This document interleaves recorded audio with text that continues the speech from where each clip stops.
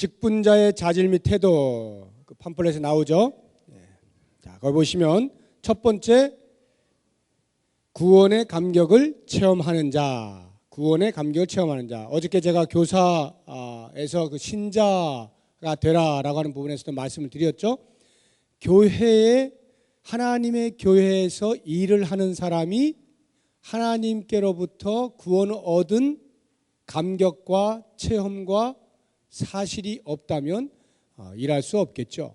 그래서 구원의 감격을 체험하라라고 하는 것이고요. 그 다음에 두 번째로, 주인의 마음을 어떻게 하는 자?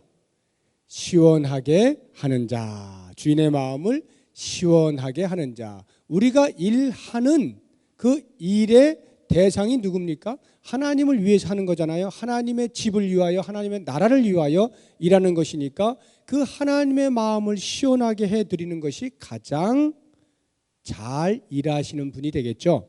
그래서 잠언 25장 13절에 보면, 충성된 사자는 그를 보낸 이에게 마치 추수하는 날에 얼음 냉수 같아서 능히 그 주인의 마음을 시원하게 하느니라. 충성된 사자가 그렇다라고 하는 것입니다. 우리가 재직으로서 마땅히 그렇게 충성스럽게 하나님의 마음을 시원하게 해드릴 수 있어야 한다라고 하는 것이고, 그 다음에 세 번째, 겸손하라 이렇게 나와 있죠. 이 겸손하라라고 하는 것은 하나님의 일을 잘 감당을 했어요. 열심히 했어요. 그리고 나서 우리의 태도가 겸손해야 된다. 즉 내가 할 일을 한 것뿐입니다 라고 고백할 수 있어야 한다는 거예요. 나는 무익한 종이오니 할 일을 했을 뿐입니다 라고 말을 할 수 있어야 한다라고 하는 거죠. 그 다음에 네 번째, 할 수 있는 것을 하라 이렇게 되어 있는데요. 할 수 있는 것을 하라. 이 부분만 조금만 제가 설명을 드리면,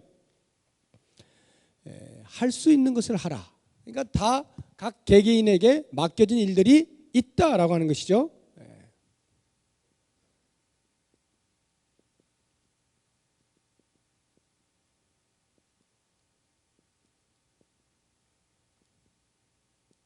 할 수 있는 일을 하라. 할 수 있는 일이 있다는 거예요. 어느 누구에게나 할 수 있는 일이 있다. 이것을 교회에서는 뭐 은사라 또는 재능이라 뭐 이렇게 보통 이야기를 하죠. 그래서 은사를 따라서 일을 하시오라고 하는 말인데요. 이렇게 일을 할 때에 중요한 것 한 가지를 이제 말씀을 드리려고 합니다. 일을 할 때 어떠한 자세와 태도로 일을 하느냐? 가장 중요한 것이 책임감이라고 하는 것입니다. 이것도 제가 여러 차례 말씀을 드린 것인데 계속 반복하여 들어보십시오. 책임감이라고 하는 거. 책임감이 있어야 된다라고 하는 것인데, 책임감 있게 나에게 주어진 일을 감당한다라고 하는 말의 의미가 무엇이냐라고 하는 것입니다. 무엇이 책임감 있게 일을 하는 것이냐라고 할 때 이것을 제가 영어로 설명을 드렸죠. 책임감이란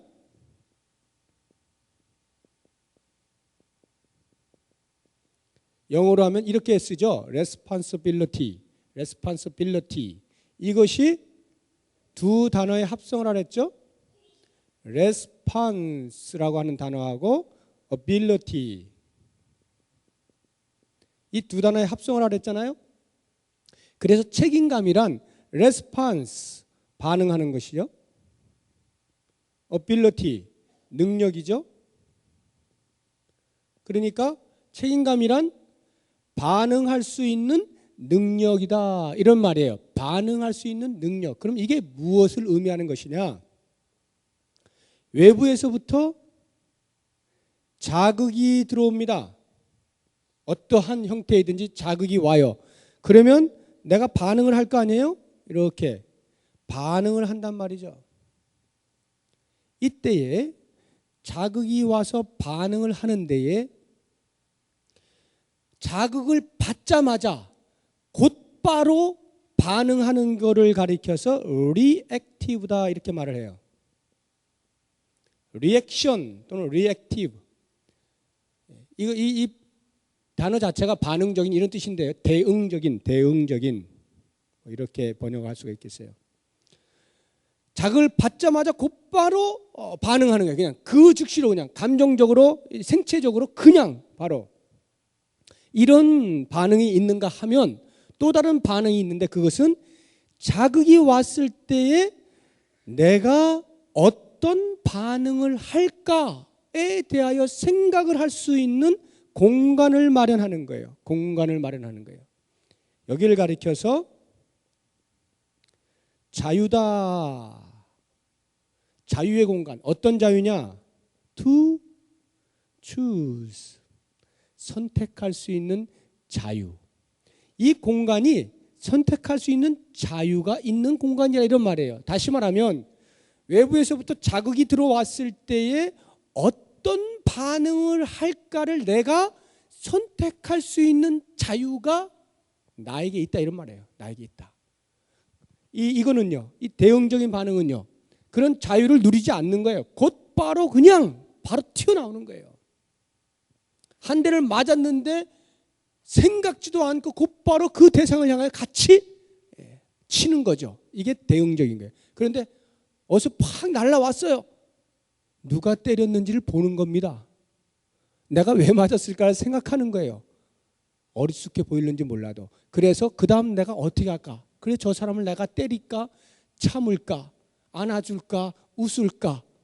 이것을 선택할 자유를 누리는 것, 이것을 가리켜서 프로액티브라 이렇게 말해요. 그래서 이 프로액티브라고 하는 말을 한글로 번역을 하면 주도적인 이렇게 말을 해요. 자, 그러면 종합을 해보겠습니다. 이것을 주도적인이라고 이제 제가 표현을 했는데 이 주도적이라고 하는 말을 우리가 이렇게 오해를 하시면 안 돼요. 그 주도형 어떤 일을 진행하면 항상 앞장서야만 잘하는 사람 있죠. 내가 결정하고 내 의견대로 해가지고 쫙쫙 끌어오게 하는 이 그 소위 말하는 리더십이 있는 이런 주도형 사람이 있잖아요. 항상 앞에 서서 할 때 잘하는 사람들. 그런 주도형이라고 하는 말하고는 전혀 다른 말이에요. 이 주도적이라고 하는 말은 주도형이다. 항상 앞장선다. 항상 그 외향적이다. 이런 의미가 아니라 주도적이라고 하는 말은 방금 보신 것처럼 자극이 왔을 때에 내가 어떤 반응을 할까에 대한 선택할 자유를 누리는 것. 즉 다시 말하면 반응하는 뭐가 있다는 거예요. 능력이 있는 걸 말하는 거예요. 반응하는 능력이 있는 것. 그래서 이 주도적이다라고 하는 말은 다른 말로 책임감이 있는 이런 말이에요. 책임감이 있는 사람, 주도적인 사람이에요. 그러니까 이 주도적인 사람은 성격이 내성적이라 할지라도 얼마든지 책임감 있게 할 수 있죠. 그런 사람은 주도적인 사람이에요. 내성적인데 앞에 나서지 않는데도 불구하고 그 삶은 대단히 주도적이에요. 주도적이란 다시 말해서 내가 어떻게 반응할까에 대하여 선택할 자유를 가지고 내가 선택하는 이것을 가리켜 주도적이다. 이게 바로 책임감이라는 거예요. 자, 그러면 교회 안에서 이제 보세요. 재직으로서 여러 가지 일들을 감당하잖아요. 이런 일 저런 일, 뭐 목사가 시킬 때도 있고 장로님이 부탁할 때도 있고 뭐 이렇게 많이 일들이 이게 오고 가지 않습니까? 그럴 때에 잘 내가 잘 하고 있는데 갑자기 옆에 있는 동료가 시샘을 하는 거예요. 그러면서 툭 찔렀단 말이에요. 야, 너 혼자 뭐 이렇게 잘난 척하냐? 예를 드는 거예요. 예를 들어서 뭐 너 혼자 이렇게 잘난 척해? 막 이런 소리 들었다고 쳐봐요. 나는 정말 하나님 보고 신실하게 아무런 그 사심 없이 정말 주의 교회를 섬기고 있는데 갑자기 옆에서 아닌 밤중에 홍두깨라고 왜 너 혼자 잘난 척해? 라는 말을 들었을 때 그게 뭐예요? 곧 자극이에요. 자극을 받았을 때에 내가 어떻게 반응하냐? 참 말이야, 내가 정말 주님만 바라보고 내가 정말 마음 잡고 한번 봉사해보겠다라고 그러는데 말이야, 옆에서 칭찬은 못해줄 망정 찝쩍거려 나를 찔러 때려쳐. 이런 사람 있어요, 없어요? 있습니다. 많아요. 이게 교회 안에 실제로 일어나는 일이에요. 네가 그런 말해? 알았어. 뭐 내가 안 해버리지 뭐. 내가 뭐 그게 아쉬워서 내가 했냐? 내가 그거에서 뭐 돈 버냐? 안 해버려요. 안 해버려요. 내가 말해 큰맘 먹고 지금 봉사하고 있는데 말이지 옆에서 찔러? 안 해. 거기까지만 해도 괜찮은데 안 나와? 이러면 더 심각해지는 거예요. 교회 안 나와버려 그냥. 와, 이러면 정말 목사는 거의 막 돌아갑니다 그냥. 이게 뭐예요? 대응적으로 하고 있다는 거예요. 대응적이라는 말은 거꾸로 이야기하면 책임감이 없다는 거예요. 그러니까 그 사람은 굉장히 자기가 열심히 한 것 같은데 사실은 책임감 있게 하고 있는 것이 아니라는 증명을 보여주고 있는 것입니다. 그래서 이 말이 그렇게 중요해요. 하나님께서 주신 은사를 따라 하나님께서 주신 힘을 조차 교회에서 이런 일 저런 일 보이는 일 안 보이는 일 뭐 화려한 일 굳은 일 상관하지 않냐고 무엇인가 하여튼 맡겨진 일에 대하여 내가 감당을 할 때 제일 중요한 것이 바로 이 책임감이라는 거예요. 책임감. 밖에서 어떠한 자극이 오더라도 내 중심이 하나님을 향한 것이 흔들리지 아니하는 것입니다. 그 일은 하나님이 나에게 주신 것 내가 당연히 넉넉히 감당해야지 라고 하는 흔들리지 아니하는 중심을 가지고 일하는 사람이 책임감 있는 사람이에요. 이것이 중요하다는 거예요. 이것이. 그래서 저는 우리 재직들이 적어도 하나님의 일을 하나씩 두 개씩 이렇게 맡아서 일하실 때 이거를 꼭 부여잡으세요. 하나님, 제가 책임감 있는 사람 되게 해주십시오. 책임감 있게 일하게 해주십시오. 때로는 목사가 민감하게 모든 성도님들의 하시는 일들을 잘 살펴가지고 어찌하든지 격려하고 위로하고 또 이렇게 잘 하실 수 있도록 해드리고 하는 것이 당연히 목사의 일이고 또 우리 장로님들이 하실 일이에요. 그런데 그게 다 눈에 안 들어올 수가 있어요. 때로는 실수를 할 수가 있단 말입니다. 분명히 숨어서 굉장히 열심히 잘하고 있는데 목사가 그걸 모르고 있는 거야. 전혀 모르고는 툭 던진 말이 집사님 일 좀 하시죠. 만약 이렇게 되면 어떻게 됩니까?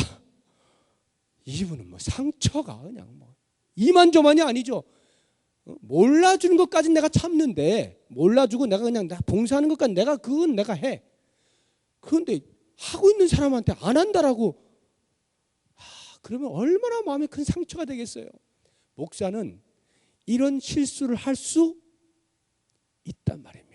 안 해야 되겠지만 제가 안 해야 되는데 혹 그럴 수가 있어요. 다 못 볼 수가 있어요. 이럴 때 재직이라면 이 책임감과 관련하여서 비록 목사라고 하는 사람에게는 상처 같은 상처를 받았다 할지라도 그래서 그것이 내가 하나님의 일을 하는 것에 어떤 변화가 있어서는 안 되겠다는 것이죠. 그 충성심에 달라지는 것이 있어서는 안 되겠다는 거예요. 저 사람 꼴 보기 싫어가지고 뭐 우리 목사 교회를 만드는 거 아니잖아요. 장로교회 만드는 거 아니잖아요. 하나님의 교회 만드는 거니까 때로 사람에게 그런 아픔을 당하더라도 잘 참으시고 인내하시면서 하나님께서 맡기신 그 일은 나름대로 또 최선을 다해서 일해 주십시오 이 말이에요. 그건 저에게 만약 적용한다면 저도 마찬가지 아니겠어요? 제 딴에는 열심히 한다고 하는데 어디 집사님이 쓱 지나가면서 한마디 툭 던졌는데 그게 내 귀에 들려왔어. 근데 전혀 나하고 다 다른 이야기야. 나는 정말 막 너무너무 열심히 하고 있는데 그게 전혀 엉뚱하게 이야기되고 있는 거라. 그럴 때 얼마나 제가 속상하겠어요. 집사님 말이야. 제가 집사님 위해서 이렇게 하고 있는데 그걸 몰라주고 욕을 하시다니 하고는 얼마나 가슴이 저도 인간인데 그렇다고 해서 제가 안 해보세요. 어떻게 돼요? 그 집사님 내가 집사님을 위해서는 더 이상 내가 신경 안 쓸게. 끊어. 하고 다른 집사님만 열심히 막 이런다고 생각해보세요. 이게 목사입니까? 이게 무슨 재직이야? 이게 무슨 하나님 일을 하는 사람이에요? 아니잖아요. 그런 거예요. 우리가 사람이기 때문에 이 안에서는 때로 그런 일들이 이렇게 일어나요. 그래서 너무 이렇게 속상해하지 마시고 조용하게 내 분이 가라앉을 때 분이 가라앉을 때 찾아가세요. 그래서 조용히 차 마시면서 이야기를 하면 다 풀려요. 다 풀려. 근데 그 자리에서 바로 하잖아요. 좀 더 힘들어질걸요. 그냥 대놓고 바로 그냥 이렇게 하면 훨씬 크게 화가 일어날 것입니다. 그러니까 잠시 내 분이 사귈 때까지 자 이렇게 있다가 가라앉으면 찾아가서 이야기를 하세요. 이야기 안 하면요, 이 마음에 계속 그 사람에 대해 정죄하고 있습니다. 그것도 큰 죄거든요. 그러니까 가서 이야기를 해서 풀어야 돼. 다시 또 손잡고 일을 하고, 이렇게 해야 책임감 있게 내게 맡겨진 일을 계속 해나갈 수가 있어요. 우리는 평생 이렇게 살아가는 사람이다. 이게 책임감이에요. 이게 책임감. 꼭 기억을 하시기 바랍니다. 자, 그러면 이제 마지막으로 직분자의 교회 생활 세 가지를 제가 여기다 적어놨는데 그걸 한번 우리가 살펴보도록 하죠. 직분자의 교회 생활, 많은 이야기가 있습니다만 아주 대표적인 것만 제가 세 가지를 적어 놓은 것입니다. 그것을 말씀드리기 위해서 우리 헌법에 나오고 있는 교인의 의무를 제가 한번 읽어드릴게요. 교인, 재직이 아니고 교인. 이 신앙 공동체 안에 있는 자 누구든, 등록된 자면 누구든 교인의 의무.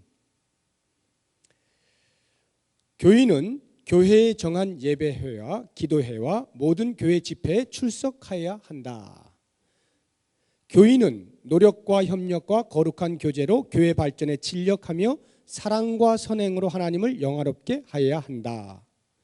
교인은 교회의 경비와 사업비에 대하여 성심 협조하며 자선과 전도 사업과 모든 선한 일에 노력과 금전을 아끼지 않아야 한다. 성경 도리를 힘써 배우며 전하고 성경 말씀대로 실행하기를 힘쓰며 예수 그리스도의 정신을 우리 생활에서 나타내어야 한다. 교회의 직원으로 성의를 범하거나 미신 행위나 음주, 흡연, 구타하는 등의 행동이나 고의로 교회에 의무금을 들이지 않는 자는 직임을 면함이 당연하고 교인으로는 의무를 이행하지 않는 자로 간주한다. 교인은 진리를 보수하고 교회 법규를 잘 지키며 교회 헌법에 의지하여 치리함을 순히 복종하여야 한다. 자, 이렇게 이제 교인의 의무를 이야기하고 있는데 여기에서 여러 가지 많은 이야기 가운데 대표적인 건 세 가지만 제가 뽑아서 이야기하면, 첫 번째 예배 생활입니다. 자, 교인이 그와 같으니 재직은 더 말할 나위 없겠죠. 자, 재직으로서 예배 생활이 어떠해야 되느냐? 가장 기본적인 거, 일단 공예배에 성심껏 참여하는 것이죠. 이게 굉장히 중요합니다.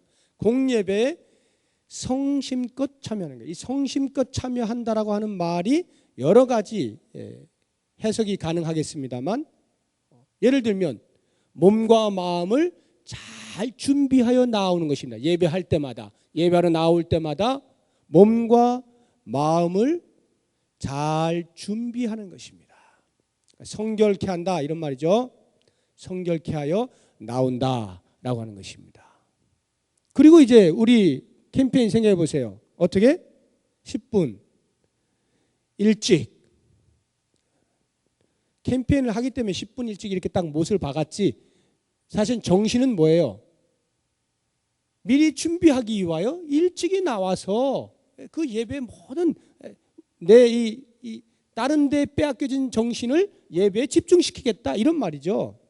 이런 말이죠. 앞자리부터 앉으라는 말의 의미는 뭡니까? 앞자리에 뭐가 붙어 있습니까? 우리가 미신 믿나요? 그래서 우리 앞자리 나오라고 제가 계속 그렇게 하나요?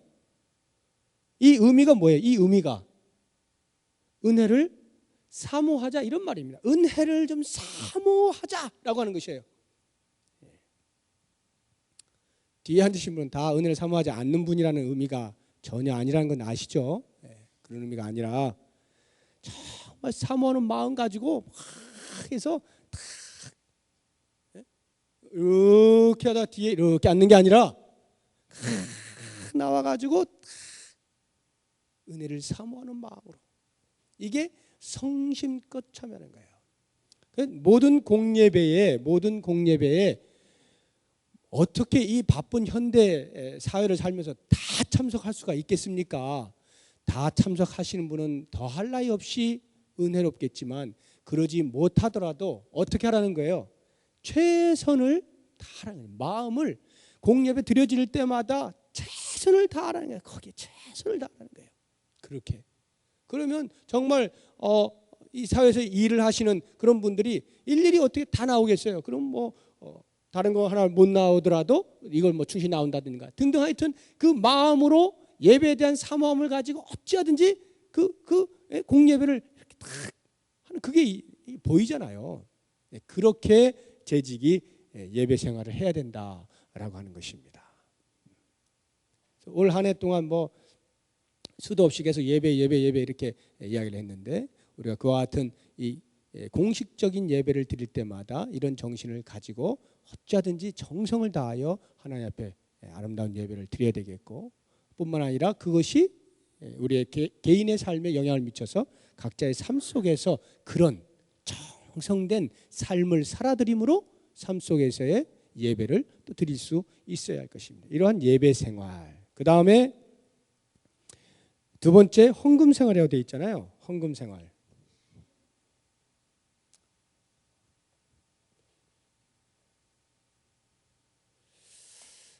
세 번째 봉사 생활부터 하죠. 봉사 생활.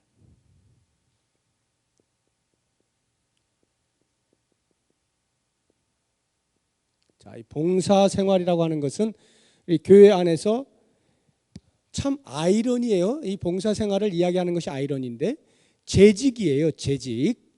그러니까 서리집사 이상 재직인데 봉사를 안 하시는 분이 계셔. 이거 아이러니예요. 정상 아닙니다. 참 희한한 거죠. 재직인데 봉사를 안 하게 되는 경우가 우리 교회에는 참 많습니다. 이게 이제 제가 가슴이 아프다는 거예요. 분명히 집사라고 부름받고 있는데 달랑 주일 예배하면 딱 나와. 이런 분이 적지 않아요. 와, 제가 가슴이 벌렁벌렁거려요.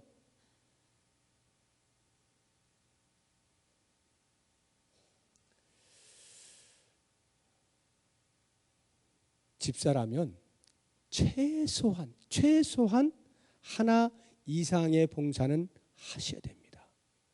주의 교회를 위하여서 우리 성도들을 위하여 피차가 섬기는 일을 하는 것인데 최소한 하나 이상의 일은 무엇을 하든지 상관없어요. 그것이 뭐 몸으로 때우는 것이든지 뭘로 하는 것이 뭐 상관없습니다. 아무튼 그렇게 나도 교회의 직분자로서 재직으로서 이 교회가 이루어져 가는 거기에 하나의 벽돌을 쌓는다. 그렇게 돼야 되는 거예요. 만약에 주일에 예배드리러 나오는 것을 내가 그렇게 참여하는 것으로 생각하시면 큰 착각입니다. 그것은 예배드리러 나오는 것으로 내가 참 훌륭하게 해주고 있는 거야 지금. 이렇게 생각하시면요, 그건 글쎄요. 제가 뭐 우리 교회 이미 오랫동안 이렇게 집사로 재직자로 이렇게 임명을 받고 계시기 때문에 제가 할 말은 없지만 사실은 재직이 아니죠. 재직이 아닌 거예요. 과감하게 내려놔야 되는 거죠. 또 교회도 과감하게 받아들여야 되는 것이고요. 이러다가 뭐 재직 다 떨어지는 거 아닌가? 뭐 아닌데 뭐 떨어지고 말고가 뭐가 있습니까? 아니면 아닌 거죠. 주일에 예배 한 번 드리는 것이 어떻게 재직이 될 수 있습니까? 이건 있을 수 없는 거예요. 그런데 우리 교회는 있어요 지금. 그래서 제가 가슴이 아프단 말이에요. 이 일을 위하여 제가 기도를 한단 말이죠. 여러분들도 이 일을 위하여 같이 기도를 해 주셔야 되고 여러분들의 옆에 있는 동료들, 재직들에게 독려를 해서 우리 같이 한번 봉사합시다. 뭐 하나 섬깁시다. 해 주셔야 되는 거예요. 그랬을 때에 교회가 우리 교회가 예를 들어서 500명이다 하면 500명이 하나씩만 일하면 그 교회가 얼마나 든든하고 할 일이 무궁무진하게 할 수 있는 것입니다. 근데 실제로 우리 교회는 지금 여기 나오신 분들 정도 100분에서 150분 정도가 그 모든 걸 다 나눠서 하니까 얼마나 한 사람에게 많은 짐이 지금 올려져 있어요. 그러니까 힘드신 거예요. 저 가슴이 아파요. 어찌하든지 좀 재직이라면 적어도 한 가지 이상씩 봉사를 해서 그 짐을 나누어지고 다 같이 교회를 위하여 지어져 가는 그 일에 섬겨줬으면 좋겠다. 이게 제 소망인 거예요. 그렇게 우리가 좀 봉사 생활을 했으면 좋겠어요. 자, 그러면 이제 마지막으로 헌금 생활을 제가 말씀드리려고 하는데, 왜 제가 헌금 생활을 제일 마지막에 말씀을 드리느냐? 두 번째 헌금 생활인데, 이 헌금 생활에 대해서는 제가 좀 얘기 좀 더 하려고 그래서 그래요. 왜 제가 좀 더 자세하게 설명을 드리려고 하느냐 하면, 제가 평소에는 헌금에 대한 설교를 할 기회도 없고 하고 싶은 마음도 별로 없고 그렇기 때문에 이런 때가 아니면 헌금에 대하여서 여러분들에게 말씀이 무엇라 이야기하고 있는가를 가르칠 기회가 별로 없기 때문에 제가 이러한 기회에 적어도 여러분이 재직으로서 이렇게 헌금 생활하는 것이로구나 하는 걸 아셔야 하기 때문에 말씀을 드리려고 하는 거예요. 아까 우리가 맨 처음에 보았던 예배 생활은 이렇게 그냥 얼핏 볼 때의 예배 생활은 시간과 관련하여서 우리가 이해를 할 수가 있겠습니다. 시간과 관련해서 각 공예배마다 참석을 하고, 봉사 생활은 뭐와 관련해서 이해가 되겠습니까? 우리의 힘, 재능, 이것을 이제 주께 드리는 것이죠. 그러면 헌금 생활은 뭡니까? 물질이죠. 물질을 드리는 것과 관련이 되어 있는 것인데, 헌금 생활의 가장 기본적인 자세 다 아시죠? 뭡니까? 첫째, 기본 자세. 헌금을 드릴 때 여러분들은 어떤 마음 자세로 드리십니까? 첫째, 정직하게. 첫째, 정직하게. 둘째, 즐겁게.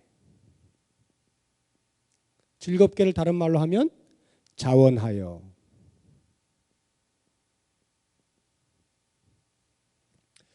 이게 헌금 생활의 기본이에요. 우리가 각종 이렇게 헌금의 그 종류들이 있잖아요. 그런 헌금 어떤 헌금이 되었든지 헌금을 할 때는 정직하게, 즐겁게, 자원하여. 이게 이제 기본인데, 이런 기본은 아마 여러분들이 다 기본으로 알고 계실 거예요. 그래서 이렇게 생활을 하실 겁니다. 만약에 여기도 잘 안 되시는 분들이 계시면 여기부터 차근차근 잘 하십시오. 정직하게 드리시는 훈련을 계속 하시고, 드리실 때마다 즐겁게 드리십시오. 그냥 이게 손이 쭈삣쭈삣하면 안 되는 거예요. 헌금 생활에 손이 쭈삣쭈삣하면 안 돼요. 자원하여. 그런데 제가 지금 이제 오늘 말씀드리려고 하는 것은, 아까 교인의 의무를 제가 읽어드릴 때 거기 보시면은 교회의 의무금이라고 이렇게 나와 있는 부분이 있었죠. 제가 다시 한번 읽어드릴게요. 교회의 직원으로 성의를 범하거나 미신행위나 음주, 흡연, 구타하는 등의 행동이나 그 다음 고의로 교회의 의무금을 드리지 않는 자는 직임을 면함이 당연하다. 교회의 의무금이라는 게 있다는 것을 아십니까? 교회의 의무금. 이거 처음 듣는 말인데, 이 의무금. 의무금이란 말 그대로 내가 좋든 싫든 드려야 하는 것이 의무금이에요. 의무. 좋든 싫든 드려야 하는 게 의무예요. 교회에 의무금이 있어요. 무슨 교회가 이런 걸 다 만들어 놓고 우리들을 이렇게 어렵게 만드나?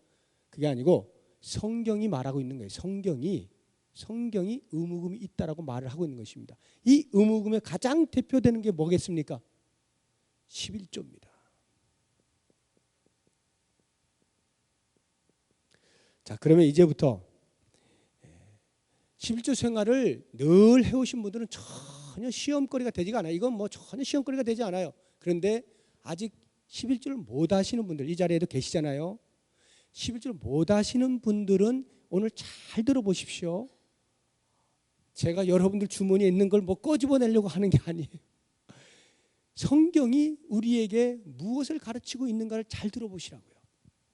11조가 뭐냐라고 하는 것입니다. 11조가 뭐냐 도대체. 어떻게 우리의 수입의 10분의 1을 딱딱딱딱 띄어가지고 낼 수가 있냐 말이에요. 그거 만약 1억 벌었으면 1,000만 원 내야 되는데 기절할 노릇 아니에요?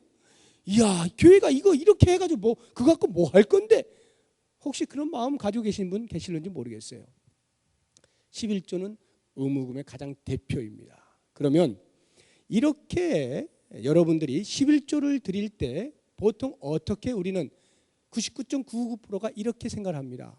11조를 정직하게 즐겁게 잘 드려야 한다. 정직하게 자원하여 기왕에 드리는 거니까 정직하게 하고, 대충 해서 그게 아니고 정직하게, 그리고 자원하여, 귀양 드려야 되는 거니까 자원하여. 맞습니다.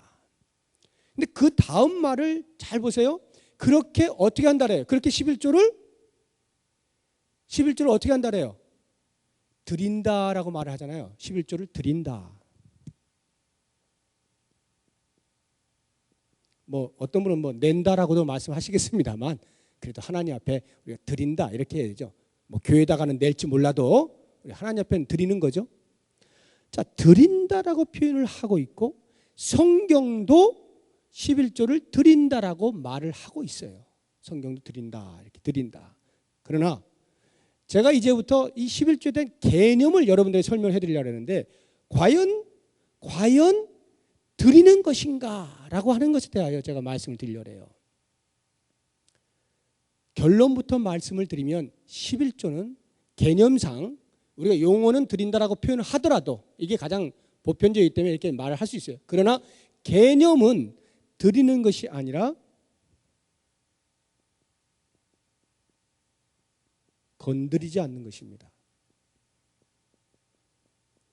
11조는 건드리지 않는 거예요. 자, 이게 무슨 차이가 있을까? 이게 보세요. 드린다라고 하는 것은 내가 이만큼 가지고 있어요. 이만큼 가지고 있는 것 가운데에서 10분의 1 잘라서 하나님께 드리는 거예요. 그러니까 돈이 어디로 흘러가요? 나에게서부터 10분의 1이 위로 하나님께로 흘러가잖아요.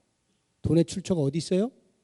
나에게 있죠. 내가 땀 흘려 번 돈이잖아요. 내가 땀 흘려 번 돈, 나로부터 출발하는 거예요. 자, 11조 드려야지. 즐겁게 드려야지. 정직하게 드려야지. 어디로부터 출발한다고요? 나로부터. 내가 가지고 있는 것 가운데 10의 1을 정직하게 귀향에 즐거운 마음으로 하나님께 드려야지. 나에게 있어요. 나에게 출발이.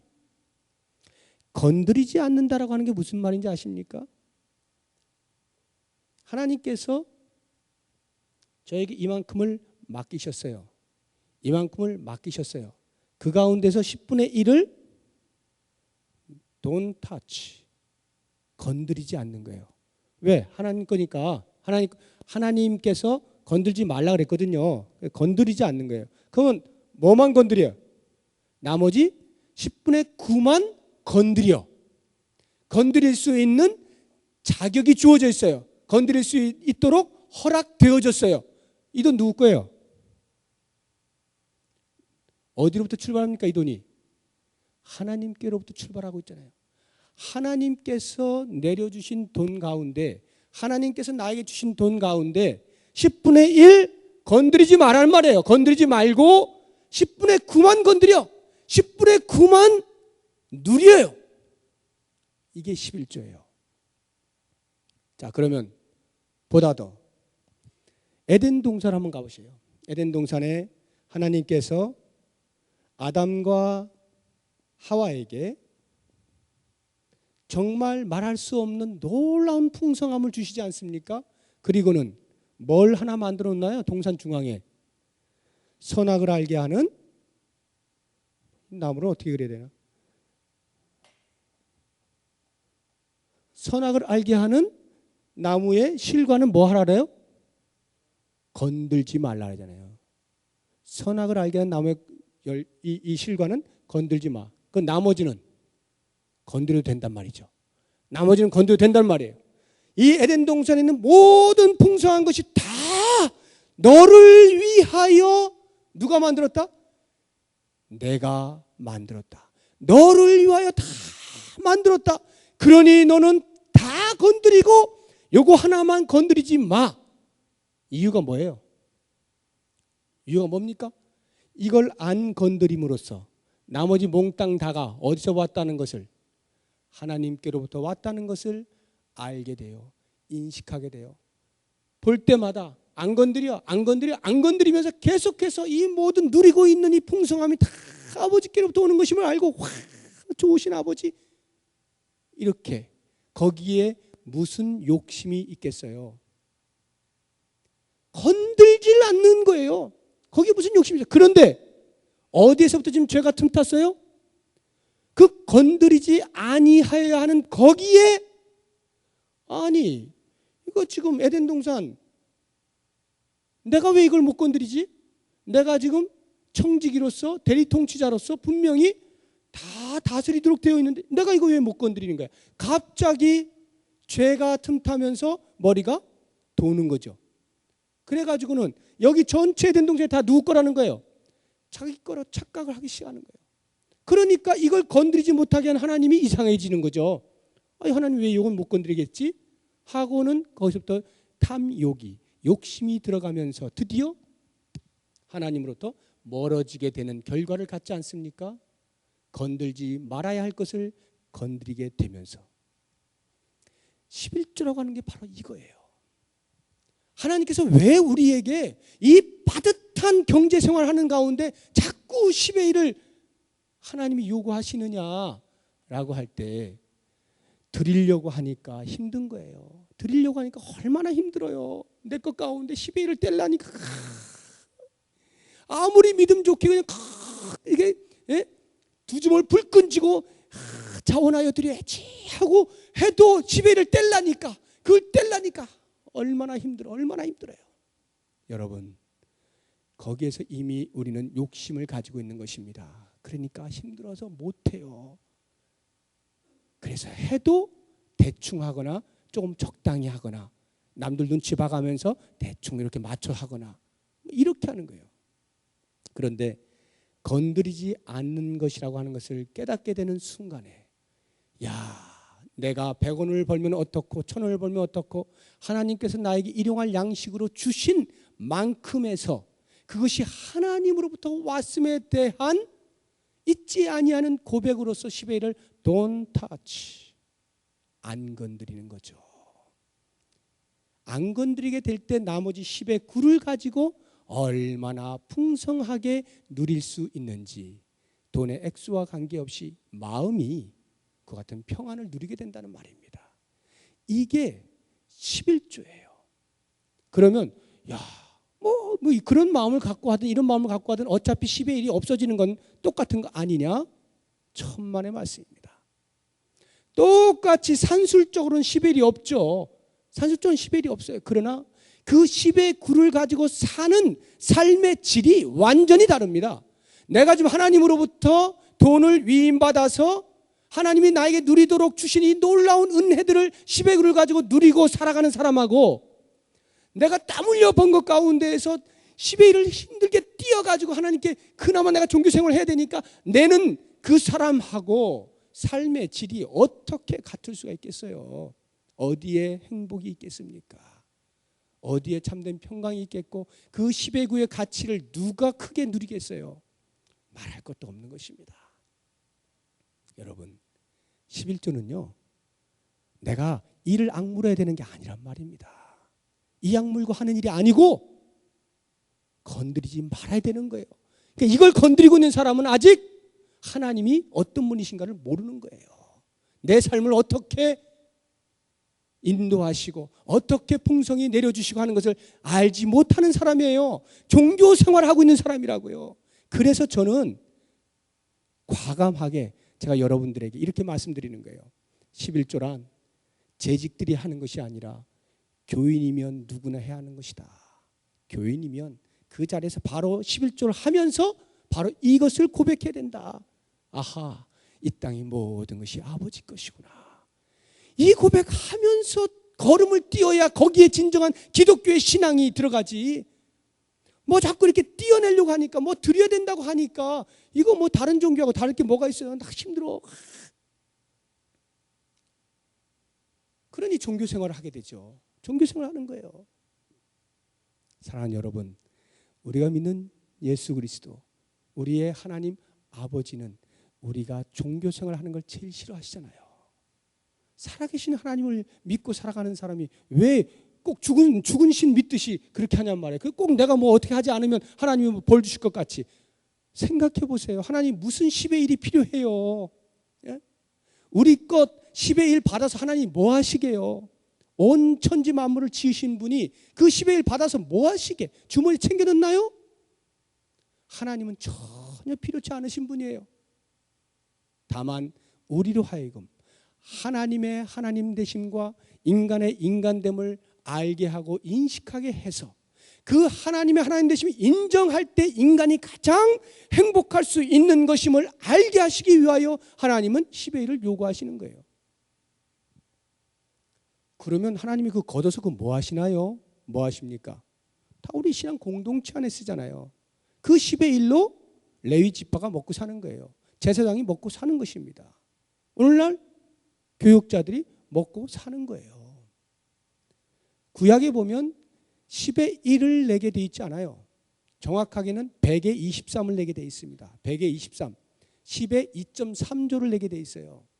10의 1 그렇게 드리고 또 10의 1 가난한 자들 위하여 쓰고 3년에 한 번 10의 1을 드리면서 거기에 같이 거하고 있는 레위인과 가난한 자들과 객과 고아와 가부들을 위하여 쓰게 돼 있어요. 원래 정식적으로 하자고 한다면 그렇단 말입니다. 이 10의 1이라고 하는 개념은 바로 이와 같이 하나님의 하나님 되심을 인정하는 행위로서 건드리지 아니하는 것이에요. 바로 이것을 깨닫게 되고 실시하게 되면서부터 진정한 기독교 신앙에 들어오게 되는 거예요. 눈이 떠지기 시작하는 거예요. 이야, 내가 왜 이 비밀을 몰랐나? 라고 하면서 그 하나님을 진정으로 바라보게 되면서 드디어 내가 항복하는 거예요. 그리고는 가장 큰 행복을 누리게 되는 것입니다. 그러니 이 10의 1은 우리에게는 의무금이라고 말하고 있지만 사실은 이게 뭐예요? 우리로 하여금 하나님으로부터 멀어지지 않게 하는 가장 좋은 장치죠. 가장 큰 축복이란 말입니다.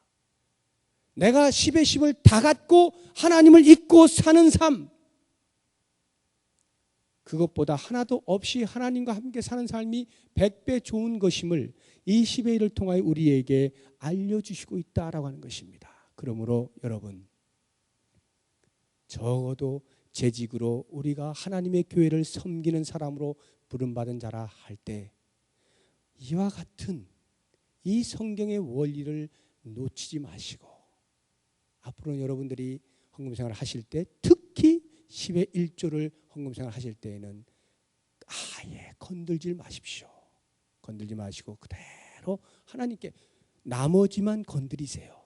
나머지만 그게 하나님이 주신 누려야 할 복이에요.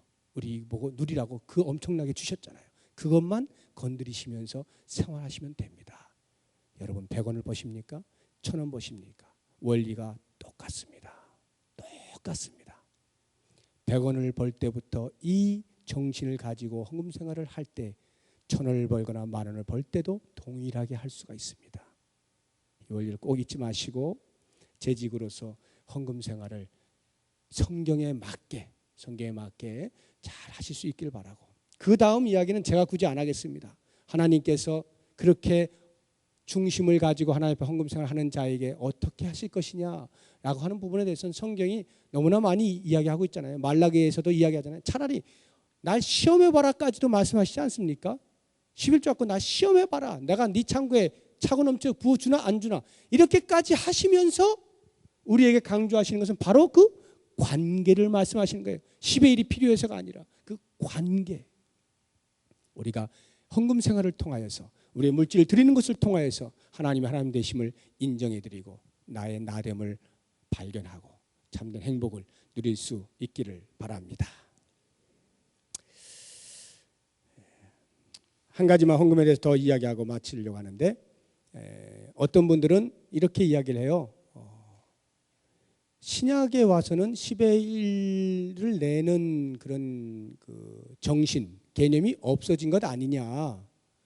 사도 바울이 예루살렘 교회 교인들의 어려움 때문에 그 인근에 있는 사람들 교회들에 돌아다니면서 이렇게 헌금을 받잖아요.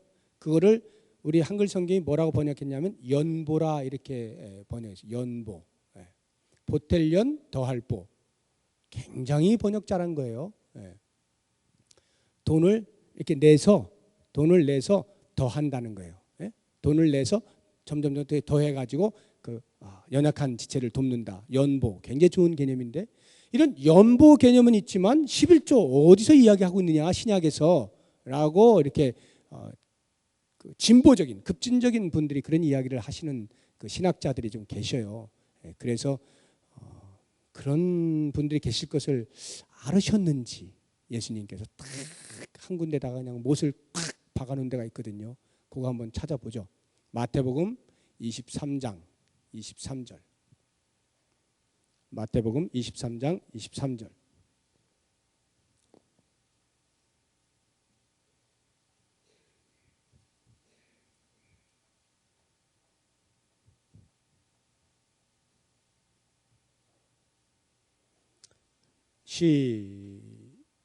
시작.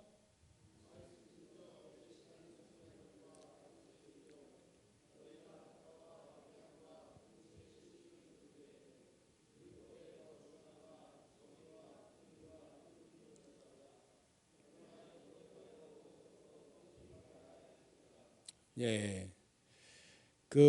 외식하고 있는 바리새인들, 서기관들 화 있을진저 7가지 이야기는 이게 4번째예요.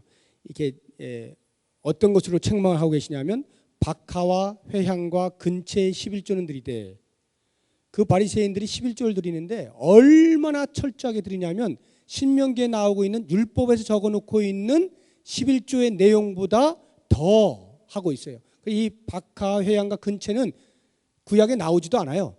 그런데도 불구하고 그것까지 하는 거예요. 굉장히 철저하게 11조 생활을 하는 것입니다. 그런데 정작 그들이 율법에 더 중한 바 정의와 긍휼과 믿음은 버렸다라고 하면서 그 11조 하는 생활을 책망하죠. 그 다음 말씀을 보세요.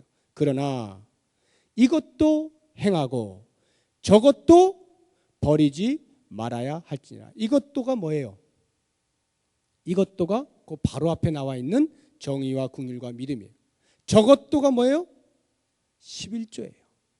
그러니까 다시 말하면 이와 같은 율법의 정신을 꼭 부여잡고 행해야 할 뿐만 아니라 그 정신 속에서 율법이라고 하는 그 자체를 무시해서는 안 된다는 거예요. 그것도 역시 행해야 한다라고 하는 것입니다. 그러니까 11조가 없어진 게 아니죠. 그 정신이 그대로 내려오는 거예요. 11조의 정신은 놀라운 것이에요. 하나님의 하나님 되심과 인간의 인간됨을 보여주는 게 11조예요. 그걸 여러분들이 내가 인위적으로 막아서지 말란 말이에요. 그럼 하나님이 정확히 안 보인다고요. 그러면 내 신앙에 손해가 온다고요. 이 사실을 꼭 기억하시고 여러분들이 시간적으로나 물질적으로나 또는 재능적으로나 하나님께서 우리에게 주신 것 하나님을 위하여서 쓰는 데 있어서 기쁨을 가지고 즐거이 교회 생활을 해 나가실 때 우리 각자의 그러한 삶들을 통하여 나와 더불어 사는 저 사람에게도 유익이 있을 것에 대한 기대감을 가지시고 그렇게 서로 손을 잡으면서 헌신 봉사하심으로 하나님의 나라를 아름답게 이루어가는 우리 교회가 될 수 있길 바랍니다. 자, 맨 뒤편에 결혼 같이 읽고 마치겠습니다. 결혼. 자, 가로가 있어서 좀 다 하실 수 있을려나 모르겠지만 자, 술술술술 이렇게 따라 하시면 될 것입니다. 결혼 시작. 사람이 마땅히 우리를 그리스도의 일꾼이요 하나님의 비밀을 맡은 자로 여길지어다. 그리고 맡은 자들에게 구할 것은 충성이니라. 아멘. 하나님 아버지 감사합니다. 우리를 하나님의 사람으로 구원의 자리에 있게 하신 것 감사합니다. 특별히 우리에게 한 교회를 섬기게 하시면서 귀한 직분을 허락하시고 벽돌 한 장을 올려놓을 수 있는 자리에 있게 하신 것 감사합니다. 주여, 우리가 이 영광스러운 직분을 받아 영광스러운 교회를 향하여 나아갈 때에 우리의 수고와 우리의 눈물과 우리의 땀과 우리의 헌신을 통하여 하나님의 교회가 변화되어지게 하여 주시고 아름답게 지어져 가게 하여 주시옵소서. 주의 나라가 이루어져가는 신앙 공동체로 삼아 주시옵소서. 한 사람도 예외 없이 하나님의 교회에서 맡겨진 직분을 조차 성실히 감당함으로 온 성도들의 믿음의 사람들로 서로를 격려하며 위로하며 도전하며 하나님의 교회를 세워갈 수 있도록 축복하여 주시옵소서. 이 자리에 모인 모든 성도들 한 심령마다 주님께서 3일 동안에 부으신 놀라운 은혜의 말씀들을 기억하며 평생의 주의 교회를 잘 섬기며 하나님 나라의 아름다운 백성으로 살아갈 수 있는 은총을 허락하여 주시옵소서. 하나님 앞에 감사한 마음을 가지고 헌금한 귀한 손길이 있사오니 주께서 그 손길을 기억하시고 만대로 갚아주시되 하나님의 것으로 인정하며 사는 그 삶에 참된 행복을 누리게 하여 주시옵소서. 예수 그리스도의 이름으로 기도드립니다. 아멘.